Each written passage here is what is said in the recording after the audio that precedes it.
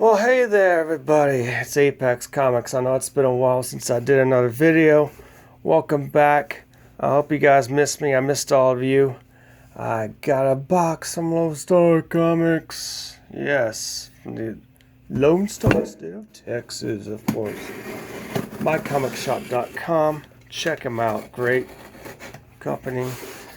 I did some yard work for a friend of mine this morning. Got a little tired. I've been pretty busy. Been working on the Tales of Zero ash can, available on Indiegogo. This is the artwork on my ash can right here. It's closing out Tuesday night. Get it while it's good, before it's gone. All right. talesofzero.com/projects/Tales of Zero, or just Google Tales of Zero Indiegogo. You'll be able to find it. Very easy to find. No problem at all. All right. Now this is really cool. This is an awesome box. In fact, I know one of these products John Talk's gonna love. There we go. Life and Comics of Basil Wolverton. John Talk's mentioned Basil Wolverton. I'm familiar with the name. I've seen some of his stuff before, but I'm very intrigued. I've never really been in depth with Basil Wolverton. I know John talks about him when he's on his live streams. You know, hey John Talks, if you're watching this, you're gonna love this video, boy. I tell you. I like old John Talks. He's really cool. Look at all the cool aliens. This is like the late 30s or mid 30s, or yeah, man. I'm gonna pop this baby open. I need scissors. I've got scissors. Let me stretch a little bit over here. All right. Oh gosh, let's dig in.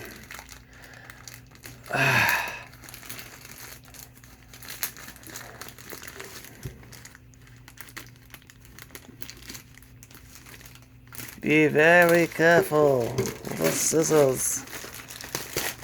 I hope everyone had a good weekend. Whoa. Still more. God,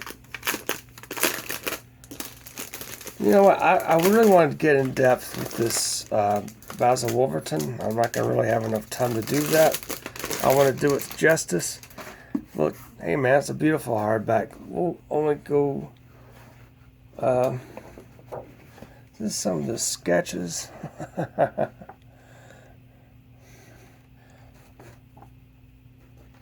Let's see, what's new? 1.5 feet in Vancouver. What's it new? It's new? It's new? What's no? But it's really cool stuff. Like I said, I want to get more in depth with it at another time, but this is really cool. All right, now let's open the other stuff here. Ah, man, this is great.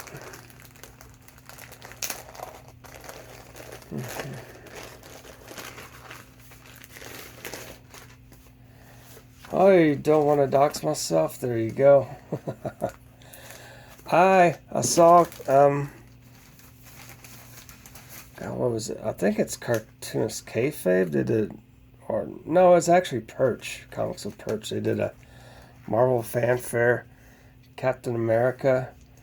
This is probably the best single issue. I'm sold on this. Frank Miller cover, very beautiful.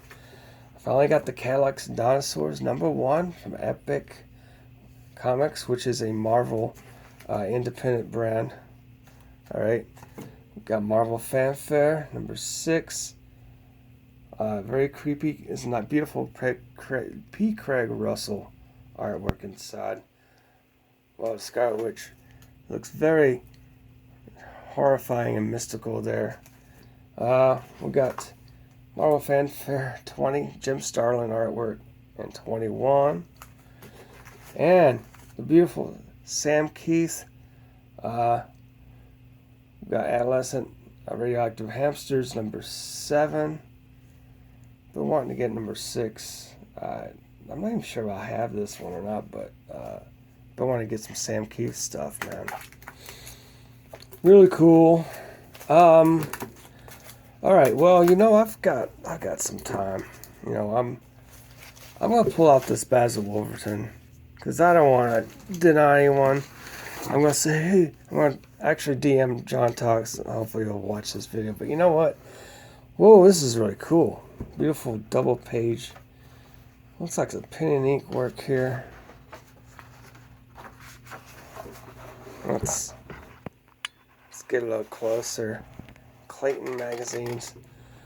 This is Mr. Basil Wolverton. I have to tell you that we cannot use your story, The Metal Avenger, for one reason. It is a very much like one we have just bought from Paul Ernst, then uttered faults for us. We had no sympathy for Cole. The brain transplantation was not made quite convincing.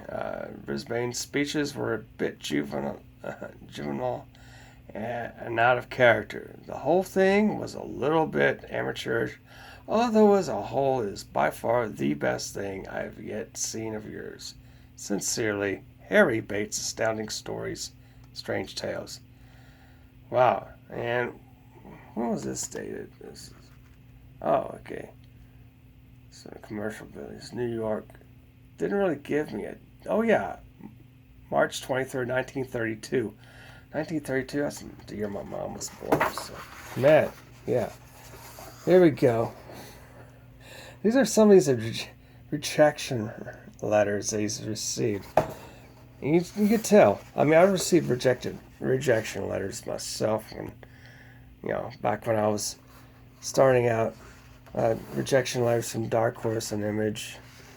Never really submitted to Marvel or DC. Never really. I don't know. I guess I didn't really want to. Looks like a tiny guy on a table. But there's Coming of Age, 1909, 1936.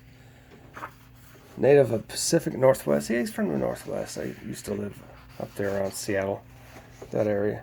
This is some of his earlier works. His drawings there. That's pretty cool. Where he grew up. Oh, that's great. And get to some of his snappy looking cartoons there. It's a really good read. I liked it. Wow. The Alki contents. Oh, this is something. Oh yeah, his stuff is, wow, look at that. It should chop a person in half. Wow. So it reminds me of some of the underground Robert Crumb art. I wonder if Crumb was inspired by Wolverton. I had a feeling he probably was. This is really cool. Yeah, remember some of these bumper stickers from like maybe the 70s? Reminds me of that a little bit. A little funky type style. Wow. Speed Warner. All the... Wow, it's a horrifying looking head there. Fox Movie Tone Follies of 1929. And Hippodrome.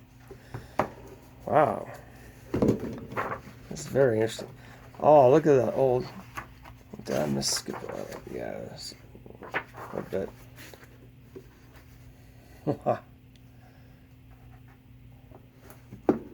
Looks like this is what it looks like from other planets. I'm not sure, but this looks cool. This interplanetary type cosmic dust clouds art. I mean, the fate of moon foreseen. Oh, I like this. Wow. I would like to see some of this stuff in John Talk's work, The Comet. I'm sure he's going to put a lot of that in there. There is some dinosaur fight Brontosaurus versus a T-Rex. Who do you think will win? Oh, but really cool. All these different faces there. Charles Lawton, who's the Hunchback of Notre Dame. Chester Morrison. Wallace Beery. Yeah, I remember Wallace Beery. Myrna Loy. Wallace Beery, did he play James Garner's dad in the Rockford Files? Back in the 70s when he was much older. I think that was Wallace Beery. Oops. Here's Mickey and Minnie. Well, yeah, okay. Woozy Woofa. All these different comic strips he's done, too.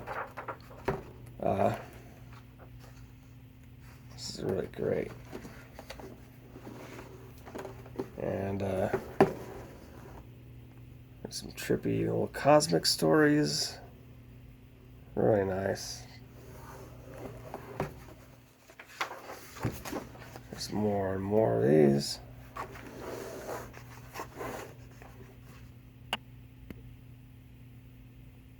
Really great.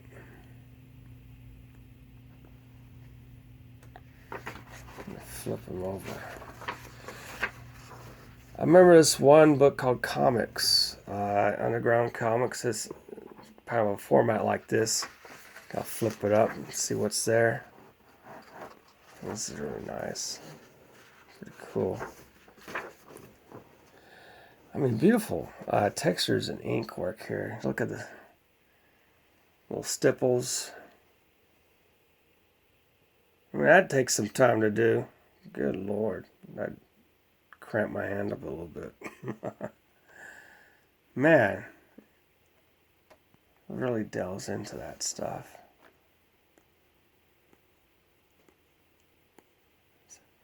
Guy reminds me a bit of an MC Escher.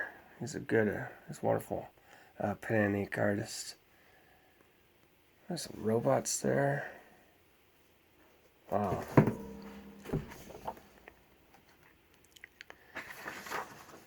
There's a bunch of moon stories and stuff, and there's different ones. People on the moon. Oh, people on the moon. Great.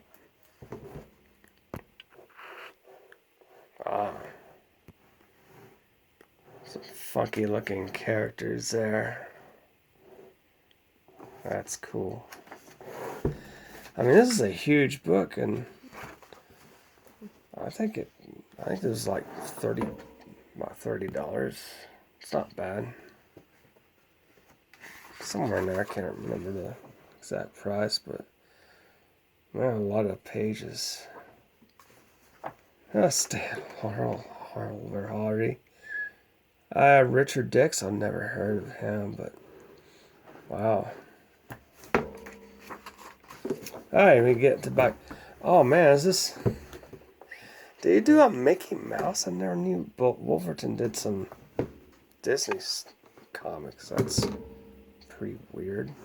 But yeah, looks like he kind of did. Or yeah.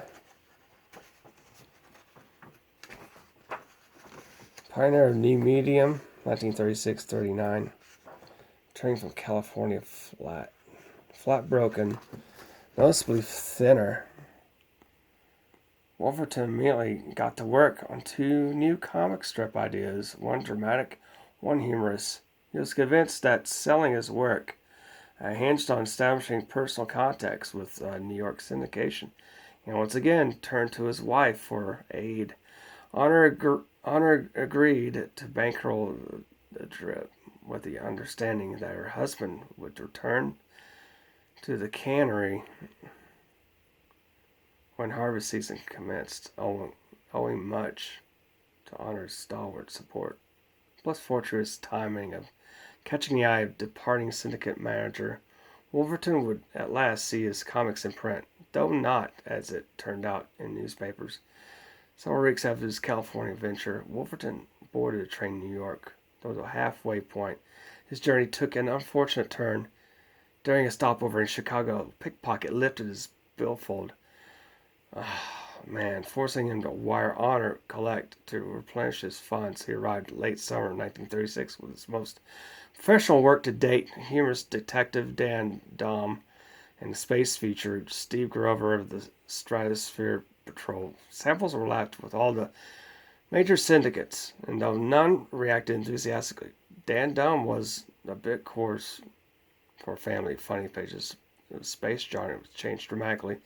In 6 years since Buck Rogers spoiled the chances of Marco of Mars, Wolverton now faced more formidable competition.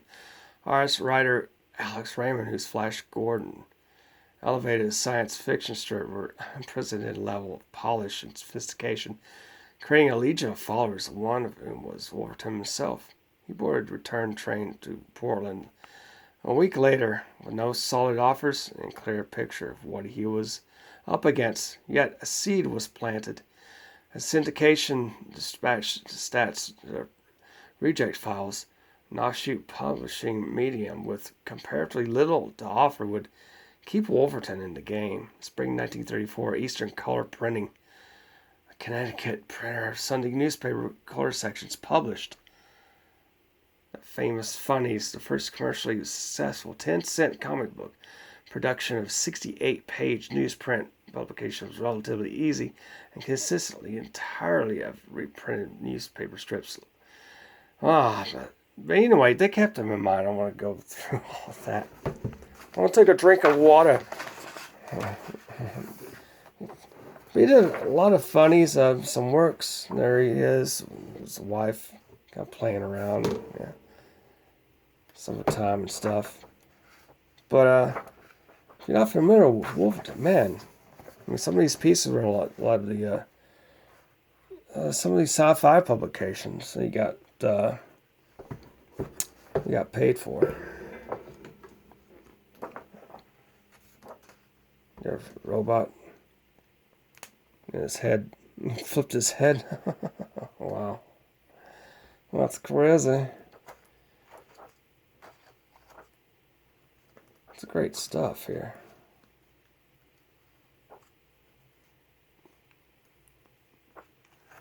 Wow.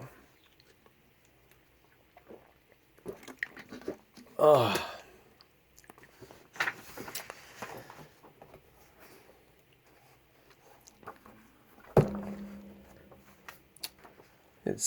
These are part of Space Hawks, Wolverton. They're published in different publications. Disguise Detective. Yeah, quite the different styles. Something that's great about Wolverton. He's not afraid to try something new. It doesn't matter what rejections there are always going to be some silver linings on the other side.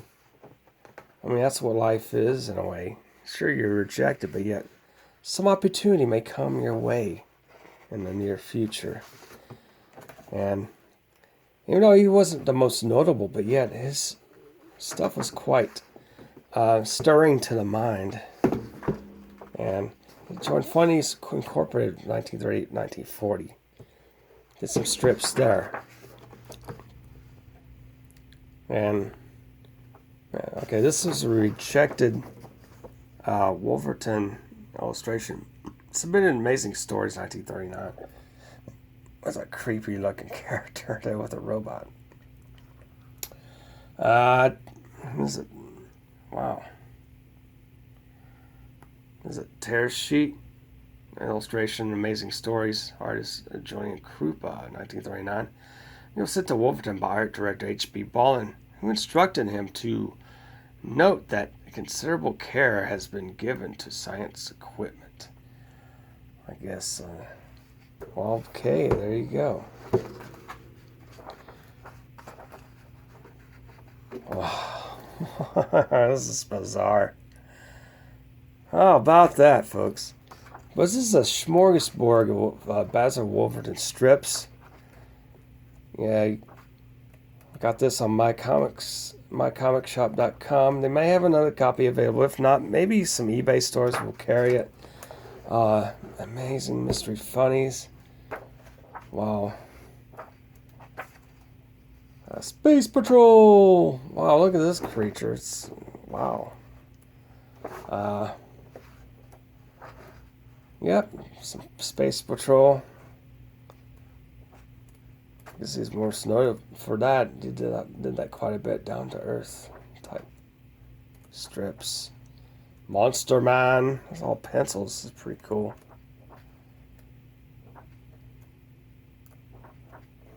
Teddy Roosevelt. Lots of caricatures here. It was really nice. It was awesome. There's a Wolverton, 1941. Rockman. Hey, he did Rockman from USA Comics. I didn't know that was a Wolverton piece. Wow, this is great. USA Comics #1, I believe. And Rockman was part of the 12, published around 2012, I think. One of those 2009, somewhere in there. It's Underground Secret Agent, USA. Rockman. Meteor Martin. Meteor North. Wow. So this is Basil Wolverton. Yeah. So guys, please like, subscribe, ring bell for notifications. Make sure you're still subscribed. And hey, keep reading comics. Keep supporting some good channels. And we'll go ahead and see you in the next video. All right. So everyone, well, ciao for now.